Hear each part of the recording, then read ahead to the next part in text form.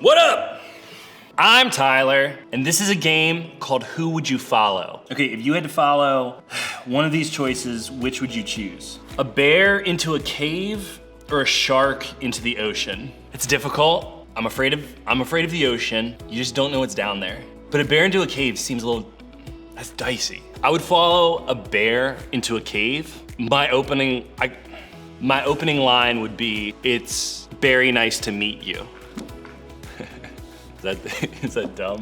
See, there's no shark puns. Who do you follow, Batman or Superman? This one's easy. I would choose Batman because we could talk in that same like Batman voice. Like, he'd be like, "Tyler, we have something important." And I would be like, "What do we have to do?"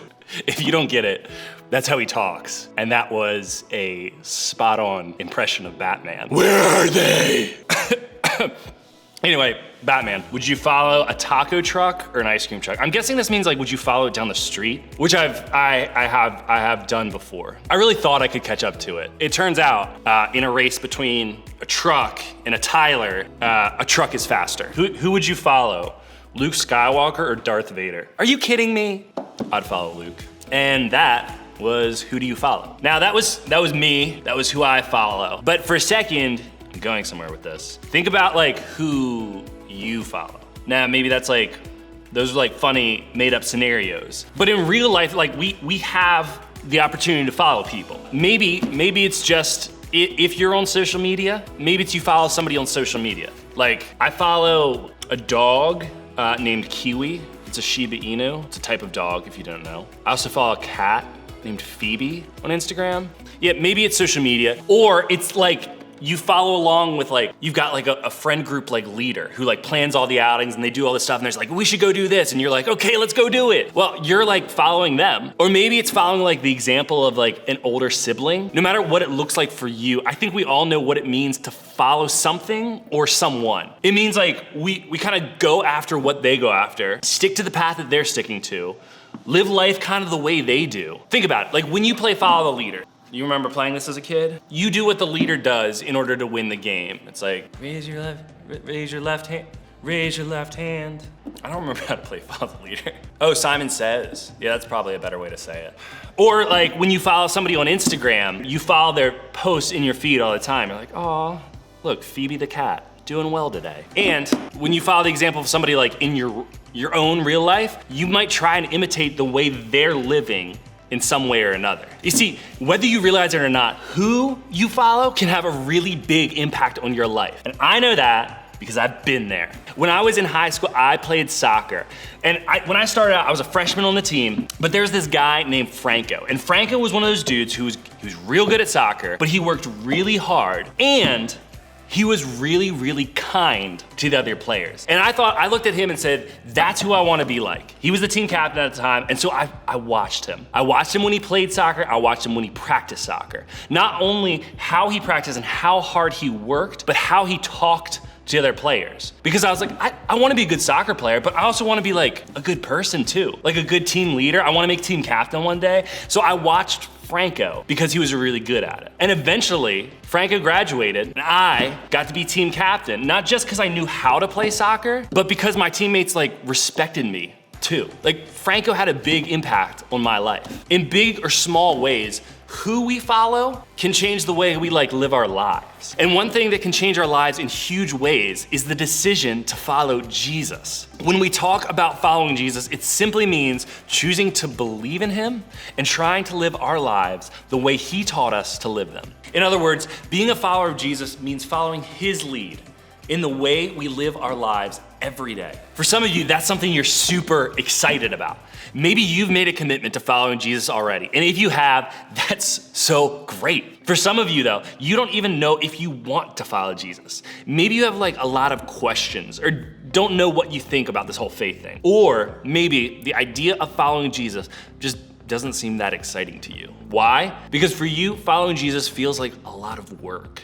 So many of us, even me, have struggled with this idea of following Jesus because we think it means following a lot of rules. We think that having a relationship with Jesus means we have to do a bunch of things for him. Sit up straight, don't talk, be quiet. Be quiet. Don't do that, don't do that. Or we think that having a relationship with Jesus means we have to do a bunch of things for him. We constantly have to work to get his approval. We feel this pressure to get everything right in order to keep following him. So we try to make all the right choices, read all the right Bible verses, pray all the right prayers, show up at all the right places, and do all the right things just to keep following.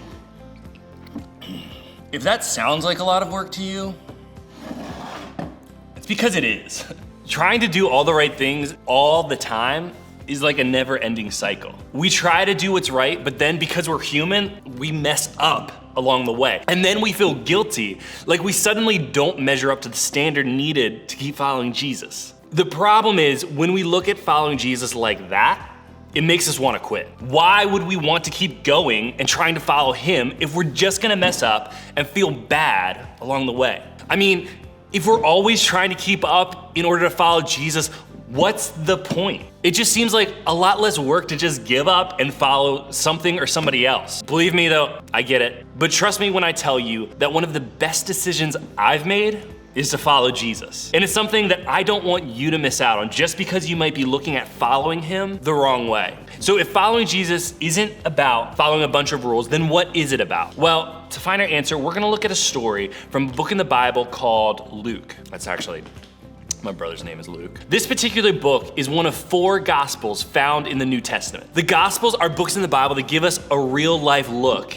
into what happened during Jesus' time on earth. The author of this book, Luke, researched, compiled, and wrote down a ton of stories and accounts of things that happened during Jesus' life to share with people like us. And today, we're gonna look at a story Luke, not my brother, like Luke in the Bible, wrote down about 2 sisters thousands of years ago. These sisters were followers of Jesus, and they were struggling to kind of try and understand what it really meant to follow him. Maybe just like you. Their names were Mary and Martha, and this is part of their story. As Jesus and the disciples continued on their way to Jerusalem, they came to a certain village where a woman named Martha welcomed him into her home. Her sister Mary sat at the Lord's feet, listening to what he taught. But Martha was distracted by the big dinner she was preparing. She came to Jesus and said, "Lord, doesn't it seem unfair to you that my sister just sits here while I do all the work? Tell her to come help me." But the Lord said to her, "My dear Martha, you are worried and upset over all these details. There's only one thing worth being concerned about. Mary has discovered it, and it will not be taken away from her." So basically, we've got 2 sisters, 2 followers of Jesus, with 2 different ideas of what it means to follow him. For Martha, it was all about the work.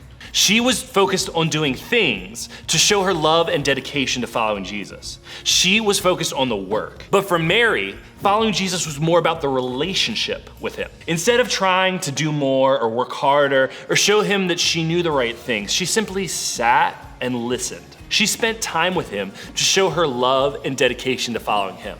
While I'm sure that Jesus really appreciated Martha making a meal for everyone, she probably went out and got the best ice cream flavors. And if she's getting the best, she's probably getting mint chocolate chip. It's the best ice cream flavor. But Martha, she probably got a couple. Martha probably went out and got 5 ice cream flavors and was like, "Hey, which one do you like the best? You can have that one."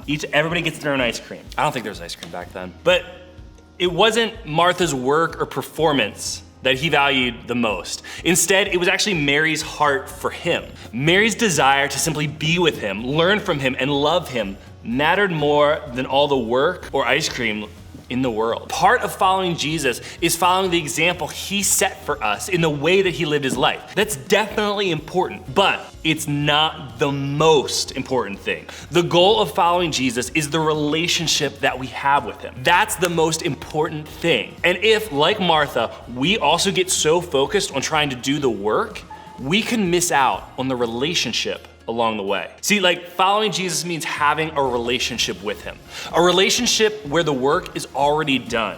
When Jesus died on the cross, he took the weight of work and mistakes and failure and replaced it with grace and love and acceptance. Because of that, all we have to do to follow him is believe and begin our relationship with him. Some of you may think your choices and decisions are keeping you out of a relationship with God. Maybe you believe you're never good enough or do enough to really get there. Others of you might think that the work you're doing is keeping you in a relationship with God. Maybe you believe you have to keep doing all the things and exhausting yourself just to stay in relationship with him. But this story reminds us that following Jesus isn't really about any of the work we do or don't do. It's about the relationship. Following Jesus means having a relationship with him. Here's what I'm asking you to do this week. When it comes to following Jesus, I want you to just focus on being with him. Don't run out and get all the ice cream flavors. Just be there. Don't worry about doing like a bunch of things or following the right rules or having the exact right flavors of ice cream or praying for the exact right amount of time, but instead, focus on building your relationship with Jesus. Think for a second about the way a relationship looks like when you're trying to gain somebody else's approval. It's like exhausting, right? You're like always trying to say the right things, like that looks really great on you. Or just like do enough good just to keep the relationship good. But when you're completely confident that you already have the other person's love and acceptance, you feel more at peace. You know that they accept you no matter what. And that means you can rest in their company and enjoy each other's presence. That's a better relationship. And that's the kind of relationship that we can all have when we choose to follow Jesus. Because following Jesus means having a relationship with him. So this week, instead of focusing on the work and the rules, trying to do like the right things, being the right kind of person, showing the right kind of love for Jesus, I want you to just focus on being with him. Focus on the relationship. Maybe for you, that's spending time with Jesus by just going for a walk or writing in your journal. That's what I do. Or listening to music, or even talking to a friend who follows him too. Maybe it's taking a step to talk to somebody about this whole faith thing, or even just learn a little bit more about Jesus. Or maybe it's just simply resting in the reality that you don't have to do a bunch of work to be loved by him. Let that truth be enough to keep you following Jesus this week. So whatever it is, when you find yourself tempted to work for his approval or affection, rest and remind yourself of this truth. Following Jesus means having a relationship with him. So as we wrap up and you head out, I want you to think about this one question. What's one thing about following Jesus that feels like work to me?